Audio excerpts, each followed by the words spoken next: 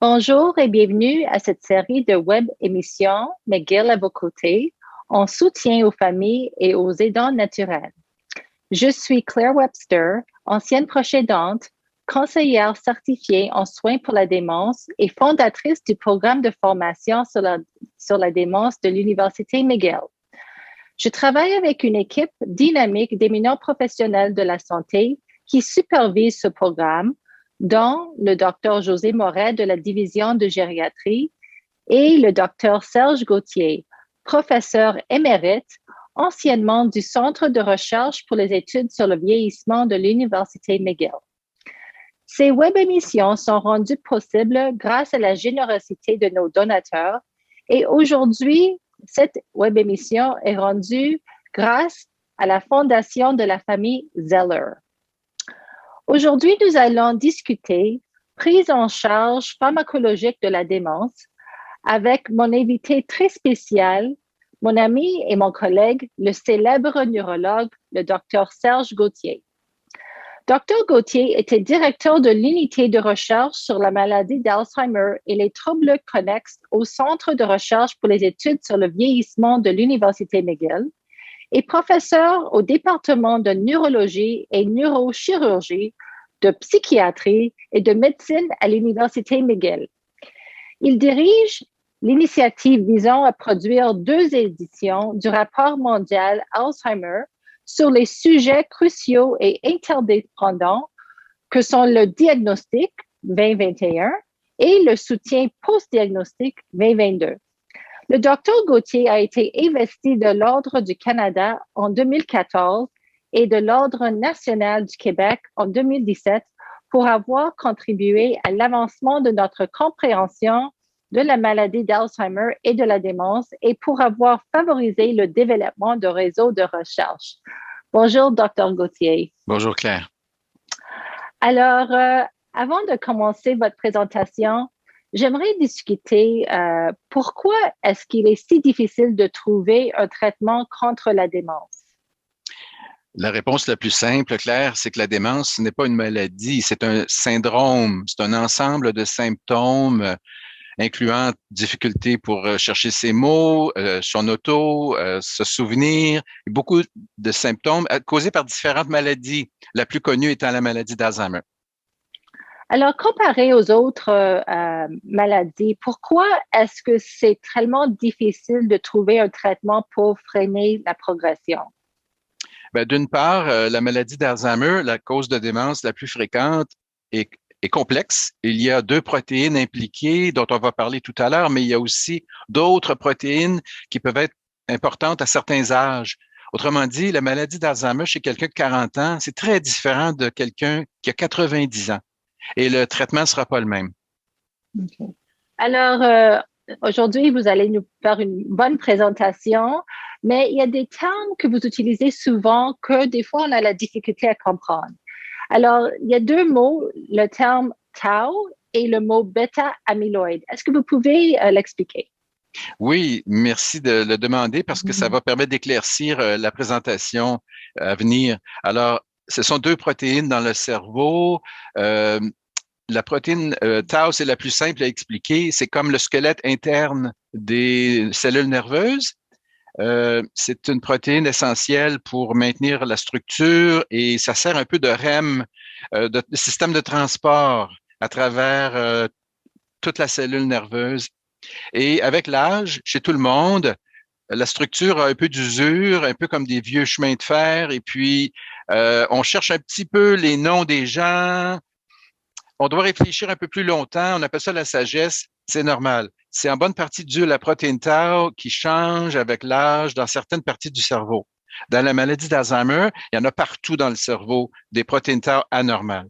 La protéine bêta-amyloïde, c'est différent. C'est une protéine initialement qui peut-être servait à combattre certaines infections. On n'est pas certain. Il y a très, très, très longtemps dans l'évolution humaine. Mais avec l'âge, la protéine bêta-42, alors une fraction de la grosse protéine amyloïde, a tendance à se cumuler dans des petites boules qu'on peut voir au microscope et maintenant avec des scans du cerveau. Et ce sont ce qu'on appelle maintenant les plaques, des dépôts d'amyloïdes. Maintenant, il faut dire que vous pourriez avoir dans le cerveau à 90 ans et plus des plaques d'amyloïdes et des changements des cellules internes par la protéine tau et avoir aucun symptôme. Il faut avoir autre chose en plus et ça peut dépendre de l'âge. Alors maintenant, nous allons commencer avec votre présentation. Merci de cette opportunité, Claire, de présenter quelques diapositives sur le sujet spécifique des médicaments pour la démence. La suivante. Juste souligner des conflits d'intérêts potentiels parce que je suis aviseur scientifique pour différentes compagnies qui ont développé et qui cherchent encore des nouvelles molécules. La suivante. Alors, la prise en charge actuelle de la démence au Québec, comme dans le reste du monde, ça demande d'abord un bon diagnostic. C'est là-dessus qu'on a consacré toute une année pour écrire le premier rapport dont Claire parlait, le World Alzheimer Report, qui porte sur le diagnostic. Mais c'est pas suffisant de faire un bon diagnostic, que vous avez une démence légère causée par l'Alzheimer. Il faut aussi expliquer la maladie. Et dans des questionnaires qu'on a fait circuler auprès des familles à travers le monde, les gens qui ont eu accès au diagnostic, la moitié disaient, c'est beau le diagnostic, mais qu'on fait quoi après? Alors, c'est le terme que Claire a créé, prescription de soins, prise en charge. Et on va consacrer maintenant une année à bien définir ce que c'est. Et ça se résume au moment du diagnostic de bien référer à tous les ressources disponibles pour se connaître mieux la maladie, quelles sont les ressources dans notre milieu, est-ce qu'il y a de la recherche à laquelle on peut participer, etc. Une autre partie importante du traitement, c'est traiter les maladies concomitantes. Autrement dit, une personne de 85 ans qui a une démence légère, elle a probablement aussi un peu d'arthrite, peut-être elle a des problèmes de reins, peut-être un peu de suffisance cardiaque, ou peut-être un pouls irrégulier, puis après un anticoagulant. Alors, le clinicien ou la clinicienne qui s'occupe de la personne avec démence, il n'y a pas juste des pilules pour la démence, il y a aussi l'ensemble de la prise en charge médicale qu'il faut considérer. Et enfin, les médicaments pour soulager les symptômes de la démence dont je vais vous parler.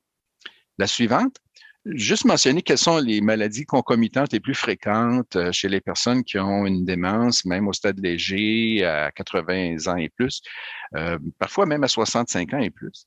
D'abord, les facteurs de risque vasculaire. Alors, je disais tout à l'heure que vous pourriez avoir à 90 ans des changements dans vos neurones par la protéine tau et des dépôts d'amyloïdes, mais aucun symptôme. Mais certaines personnes vont avoir des symptômes à 95 ans et c'est habituellement dû à la haute pression artérielle des années antérieures qui a laissé des petits AVC ou ils ont une rythmie cardiaque fréquente qu'on appelle fibrillation auriculaire, donc il y a un risque de petite embolie cérébrale. Il y a le diabète aussi qui est un facteur de risque, le diabète de type 2 qu'il faut bien contrôler et le cholestérol élevé, etc. Alors, ça, c'est un ensemble de facteurs de risque vasculaire qui prédisposent à une crise cardiaque ou à un accident vasculaire cérébral. Mais c'est maintenant démontré que si vous traitez très bien ces facteurs de risque vasculaire à travers toute votre vie, vous avez moins de risque d'avoir une crise cardiaque, moins de risque d'avoir un AVC et moins de risque d'avoir une démence à un âge avancé. L'autre nouveauté depuis un an, c'est l'importance des déficits sensoriels, même l'audition. Alors, une personne qui a des problèmes à entendre va évidemment pas se rappeler de quelque chose qu'elle n'a pas entendu, mais indépendamment de ça, il y a un effet peut-être sur la stimulation qu'on reçoit de l'extérieur qui fait qu'il faut absolument corriger les déficits visuels et auditifs avec l'âge. La dépression est souvent fréquente avec l'âge, avec l'isolation due au COVID. Parfois aussi, ça fait partie de la maladie d'Alzheimer au tout début. Alors, le clinicien va chercher à l'histoire, est-ce qu'il y a des éléments dépressifs qu'on doit traiter? Enfin, l'apnée du sommeil est très fréquente dans notre culture à cause du poids et de la façon qu'on dort. Et il y a toujours des questions qu'on doit poser sur la qualité du sommeil et essayer de corriger le sommeil. Certaines études suggèrent qu'un sommeil bien profond peut aider à enlever du cerveau un peu les protéines qui s'accumulent avec l'âge, comme la bêta-amyloïde. Et enfin, dans la prise en charge de la personne âgée qui a une démence, il faut prévenir les chutes qui sont cause de complications, fractures, etc. La suivante, là, on va parler des médicaments proprement dit. Il n'y en a pas des tonnes, mais ils sont importants. Alors, on parle ici de médicaments qui aident les symptômes associés à la démence. Alors, ça peut aller de anxiété, dépression, agitation, chercher ses mots, chercher des souvenirs. Alors, les médicaments disponibles, la première ligne, ce sont des médicaments qui agissent sur l'acétylcholine. L'acétylcholine est un transmetteur dans le cerveau. Et si on en a plus, on est plus attentif, on retient mieux l'information, on peut trouver l'information plus vite. Alors, les médicaments sont bien connus de tout le monde, de Donepezil avant qui s'appelait Aricept, Rivastigmine qui s'appelait Exelon, qui est maintenant disponible en pilule et en timbre cutané, et la galantamine qui s'appelait avant Réminil.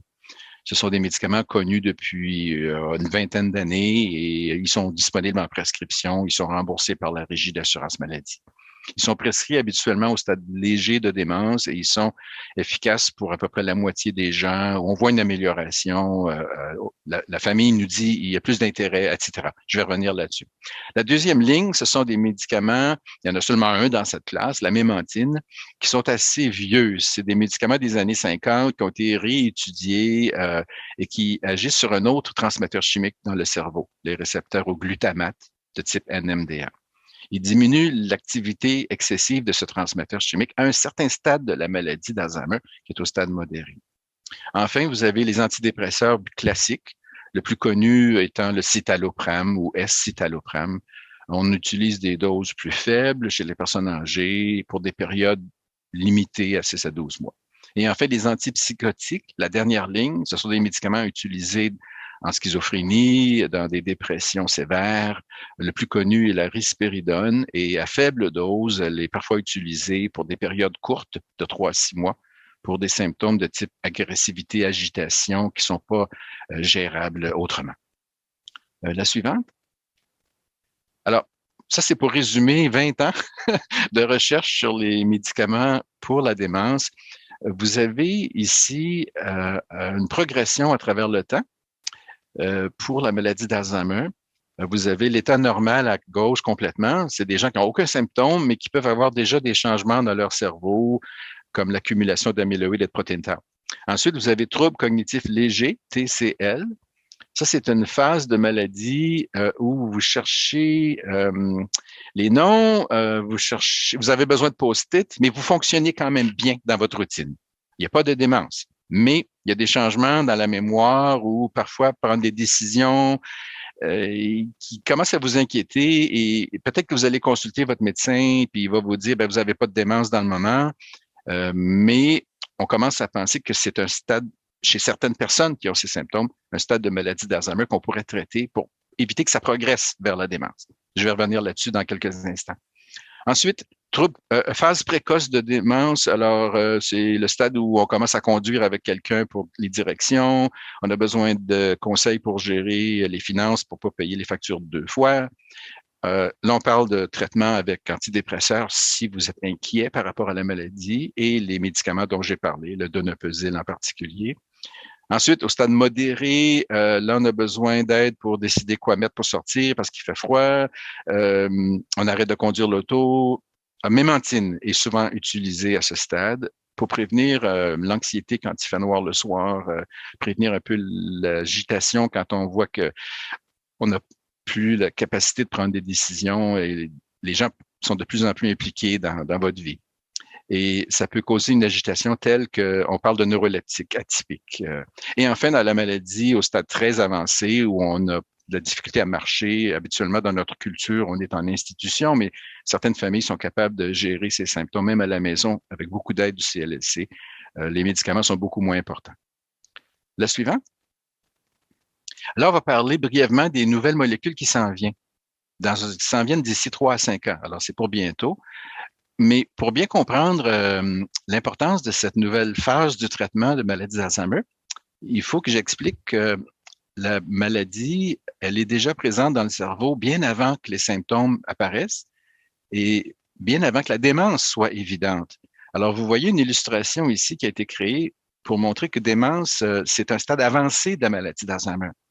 Puis, il y a une période de 3 à 5 ans dans le milieu, symptômes cognitifs légers, troubles cognitifs légers, troubles neurocognitifs légers. Il y a différents termes qu'on utilise. Troubles neurocognitifs mineurs. On voit ça parfois dans les rapports du docteur. En anglais, le terme utilisé est prodromal AD. En tout cas, tout ça pour dire que parmi les gens qui ont, à partir de 65 ans, des difficultés de mémoire, qui commencent à déranger leur quotidien, mais qui fonctionnent encore bien, il y en a un certain nombre qui ont une maladie d'Alzheimer qui évolue et qui pourrait être traitée bientôt. Et enfin, vous avez la grande majorité des gens qui ont des changements associés à l'âge, mais qui n'auront jamais de symptômes parce qu'ils ont une bonne santé cardiovasculaire. La suivante, je vais illustrer ici les changements qu'on peut voir au cerveau, même avant que les symptômes apparaissent. Alors, vous avez complètement à gauche les dépôts de bêta-amyloïdes, le terme que Claire m'a demandé de préciser. Alors, ce sont des petites boules, des sphères qu'on voit au microscope optique. Même le docteur Alzheimer, il y a un siècle, pouvait voir ça au microscope chez la première patiente qui avait seulement 53 ans. Et on peut maintenant enlever ces dépôts d'amyloïdes avec les nouveaux médicaments. Vous avez en plus au milieu des espèces d'écheveaux neurofibrillaires. C'est en noir parce que c'est une coloration à l'argent. Ce sont des changements de structure interne des cellules nerveuses. Et vous voyez ici que toutes les cellules nerveuses sont comme noires. C'est parce que le squelette interne a été déformé avec le temps. Et vous avez entre les deux activation microgliale. C'est le cerveau qui réagit soit au dépôt d'amyloïdes, soit aux cellules qui sont pas en bonne santé et qui meurent. Il faut faire le ménage, enlever les débris des cellules. Alors, l'inflammation dans le cerveau qui est silencieuse, on n'a pas de douleur, on ne le réalise pas, mais c'est vraiment présent. Et on commence à avoir des outils pour mesurer dans le vivant de la personne, voir l'inflammation et peut-être traiter cela. Et enfin, vous avez, avec le temps, perte neuronale, les cellules finissent par mourir tranquillement, les connexions, les synapses diminuent, alors le cerveau commence à être plus petit, et ça, on peut voir ça avec l'imagerie cérébrale. Et enfin, vous avez des symptômes. Alors, tout ça pour dire qu'il y a quand même beaucoup d'éléments sur lesquels on pourrait agir avant d'avoir des symptômes. La suivante. Pour le moment, les hypothèses qu'on peut tester pour modifier la progression de la maladie d'Alzheimer incluent les dépôts de bêta-amyloïdes, est-ce qu'on peut les prévenir ou les enlever, l'hyperphosphorylation de la protéine tau qui est dans les cellules nerveuses, est-ce qu'on peut la replacer, enlever ou prévenir l'excès de phosphorylation qui cause un changement de structure de la cellule, et l'inflammation excessive du cerveau.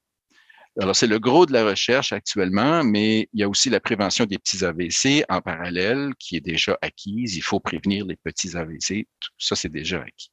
La suivante, c'est une illustration de ce qu'on fait pour l'amyloïde. Alors, ça, c'est comme 15 ans de travail pour modifier la plaque sénile que vous voyez en bas à droite.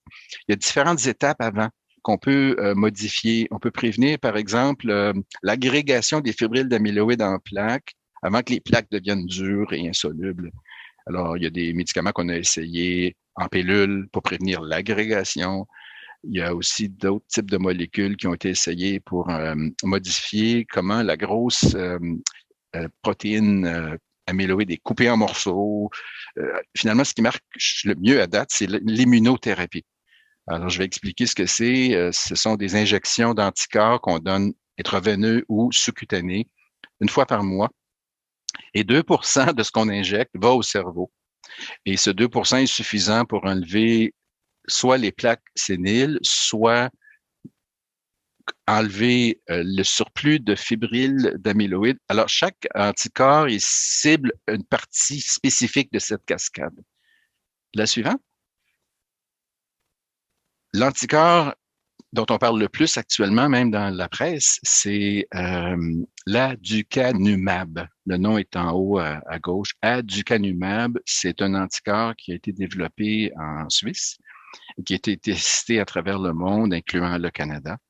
Et vous voyez ici, chez des gens qui ont des symptômes légers de maladie d'Alzheimer, ils ont tous de l'amyloïde dans le cerveau, ça a été prouvé par un scan cérébral ou une ponction lombaire.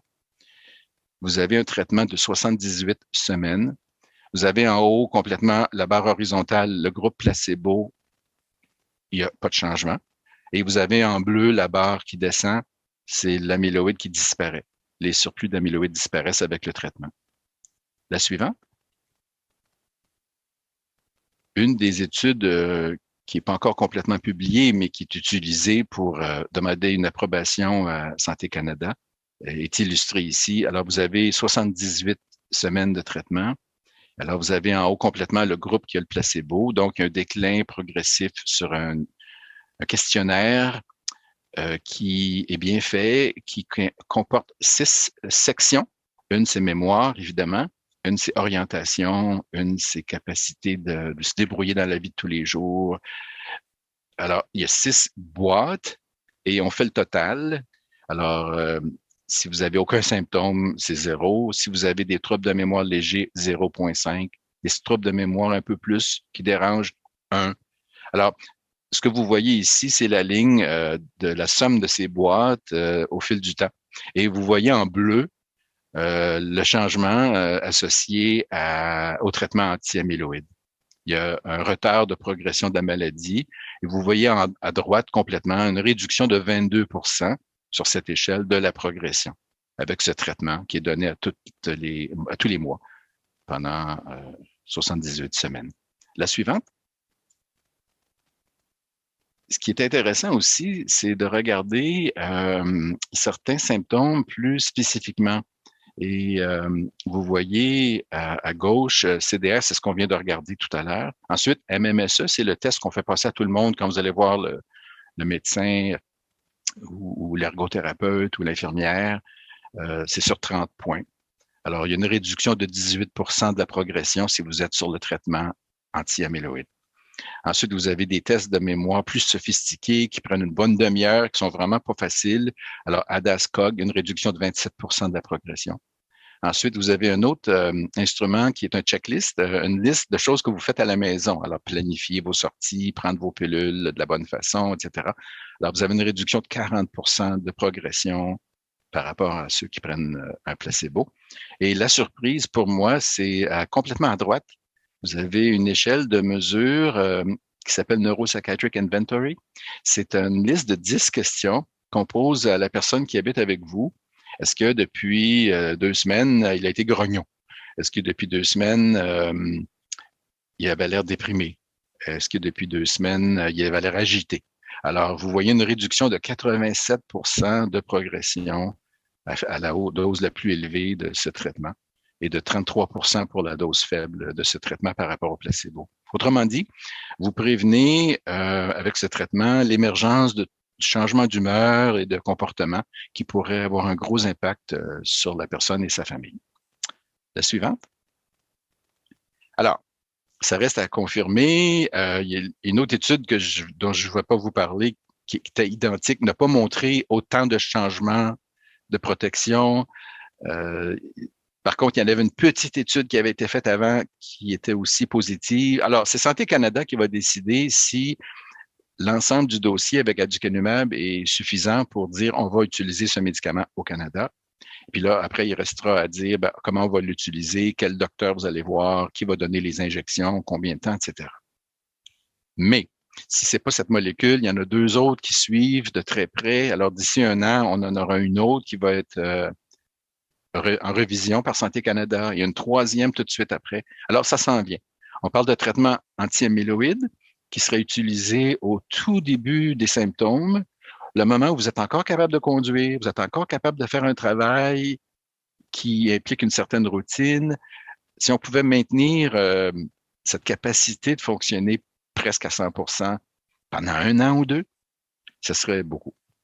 Et par après, il y a d'autres molécules qui s'en viennent qui vont modifier la protéine tau. Alors, on aura, j'espère, en juin prochain, juin 2022, des résultats pour une petite molécule qui se prend par la bouche, du bleu de méthylène modifié, qui pourrait normaliser l'autre protéine anormale dans le cerveau. Alors, je suis optimiste qu'on aura des traitements pour modifier la progression de la maladie d'ici, je dirais, 3 ans. La suivante, je pense que c'est fini. Oui, pour conclure, il existe des bons médicaments maintenant pour soulager les symptômes associés à la démence. Il y a des progrès lents mais constants pour modifier les processus pathologiques sous temps de la démence. Et dans le moment, il y a comme un enthousiasme chez les chercheurs pour combiner des traitements anti-amyloïdes, anti-tau et peut-être anti-inflammatoires. Les traitements donnés au bon moment de la maladie pour les personnes qui en ont vraiment besoin. Merci. À toi, Claire. Merci beaucoup, Dr. Gauthier, pour cette vraiment excellente présentation. Vraiment, là, c'est très éducatif. Là, j'ai quelques questions pour vous. Premièrement, pour clarifier, parce que là, tout le monde qui regarde cette présentation, il y a beaucoup d'espoir à propos des médicaments. Mais vraiment pour clarifier, le rôle de ces médicaments-là, c'est pour maintenir les symptômes? Est-ce que c'est pour ralentir les symptômes? Et les gens vont poser la question, est-ce que ça peut renverser les symptômes? Si c'est utilisé au tout début de la maladie, il n'y a pas beaucoup de symptômes à modifier. C'est surtout pour prévenir l'émergence de nouveaux symptômes, surtout neuropsychiatriques, et stabiliser les symptômes déjà présents. Il faut être réaliste, comme vous le dites, Claire. Le traitement anti-amyloïde, probablement, c'est pour une phase très spécifique de la maladie et ça ne sera pas utilisable chez tout le monde. Par exemple, les gens anticoagulés, dans le moment, ne peuvent pas avoir ce traitement parce qu'il y a un risque de complications pendant les injections. Vous pourriez avoir des petites hémorragies cérébrales. Est-ce que ce traitement serait vraiment utile en haut de 90 ans? J'ai des doutes parce que je pense que l'amyloïde n'est pas aussi importante chez les gens très âgés comparé à une personne plus jeune. Ensuite, le traitement anti-tau est peut-être aussi important, sinon plus, que le traitement anti-amyloïde. Et si c'est le cas, on va peut-être utiliser tout de suite le traitement anti-tau, surtout si c'est oral. Donc, attendez-vous à des changements assez rapides d'ici 3 ans de la façon de traiter cette maladie. Alors, vous avez aussi mentionné que les médicaments pourraient maintenir les symptômes ou prévenir la progression pendant 1 an, pendant 2 ans, mais c'est pas pour toujours. Hein, ça va, parce que la démence, c'est une maladie qui est toujours en train de progresser. Alors, ça va ralentir la maladie pendant 1 an, 2 ans. On ne le sait pas parce qu'on est limité pour les essais cliniques à une période de temps raisonnable. Autrement dit, au-delà d'1 an et demi, placebo, il y a des problèmes éthiques. L'autre problème, c'est que les gens que vous traitez sont souvent âgés et ils ont d'autres problèmes de santé. Alors, 1 an et demi pour un essai clinique randomisé, c'est peut-être la limite réaliste au stade de démence légère. Par contre, si vous avez des gens qui n'ont aucun symptôme, qui sont simplement à risque, qui sont plus jeunes, là, on pourrait faire une étude de 2 ans à 5 ans. Alors, quels sont les risques associés à la prise de ce médicament-là? Ben, on va parler peut-être brièvement des vieux médicaments, ceux qui agissent sur l'acétylcholine, parce qu'ils stimulent l'acétylcholine partout dans le corps. Alors, c'est un effet parasympathique pour ceux qui s'intéressent à ça. Le nez peut couler un peu. Vous pourriez avoir des crampes intestinales, peut-être des selles molles, peut-être aller à la toilette plus souvent, mais c'est des effets secondaires connus et gérables. La mémantine, le seul effet secondaire important, c'est le gain de poids, parce que les gens ont plus d'appétit, ce qui n'est pas nécessairement mauvais, parce que souvent les gens âgés avec démence au stade modéré ont perdu du poids et le gain de poids est bon pour eux. Les nouvelles molécules dont on vient de parler, anti-amyloïdes, l'effet secondaire principal, c'est au moment des infusions, surtout les premiers mois, l'amyloïde que vous enlevez du cerveau, il y en a dans la paroi des vaisseaux sanguins, et ça rend les vaisseaux plus perméables. Il y a un risque d'édème, le cerveau gonfle et de petites hémorragies. Claire, il est important de souligner que les traitements anti-amyloïdes dont on vient de parler ne seront pas utilisables dans la grande majorité des gens qui ont une démence. C'est vraiment développé pour des gens qui sont au stade très léger de la maladie et ce stade dure parfois seulement 2 ans, 3 ans. Donc, il y a une fenêtre où ils pourraient recevoir le traitement qui est relativement courte. Et il va falloir que le système de santé s'adapte. On est en train de réfléchir comment on pourrait faire ça parce qu'il va falloir voir un neurologue spécialisé pour avoir accès au traitement. Okay. Et une autre question que les gens demandent souvent, est-ce qu'on peut boire de l'alcool avec ces médicaments-là? Et c'est quoi le rôle de l'alcool à propos de la démence? Alors, ça, c'est une question qui est très populaire parce que les gens sont heureux d'entendre qu'on recommande un verre de vin rouge par jour pour prévenir la démence. En fait, ça fait partie de la stratégie d'une meilleure diète de style méditerranéenne. Alors, plus d'huile, plus de poulet, moins de viande rouge, plus de vin rouge parce qu'il y a des antioxydants naturels. Mais je comprends votre question. Est-ce que c'est correct de continuer à prendre un apéritif avec ces médicaments? La réponse est oui, mais c'est un verre par jour. OK. OK. Merci beaucoup parce que le temps des fêtes s'approche. Et, Oui. c'est une question qui se fait poser très souvent. Oui. Dr. Gauthier, merci beaucoup pour avoir pris le temps d'être avec nous aujourd'hui à McGill à vos côtés. Un plaisir et joyeuse fête. Merci. Alors, cette émission est une initiative du programme de formation sur la démence de McGill qui est financée par des dons privés. Une fois encore, je tiens à remercier la Fondation de la famille Zeller pour son soutien à la web émission d'aujourd'hui. Pour faire un don ou pour en savoir plus sur notre programme, rendez-vous au www.mcgill.ca/démence. Et si vous voulez en savoir plus sur nos réseaux, c'est nos programmes importants, inscrivez-vous à notre liste d'envoi et juste nous envoyer un courriel à dementia@mcgill.ca. Merci beaucoup.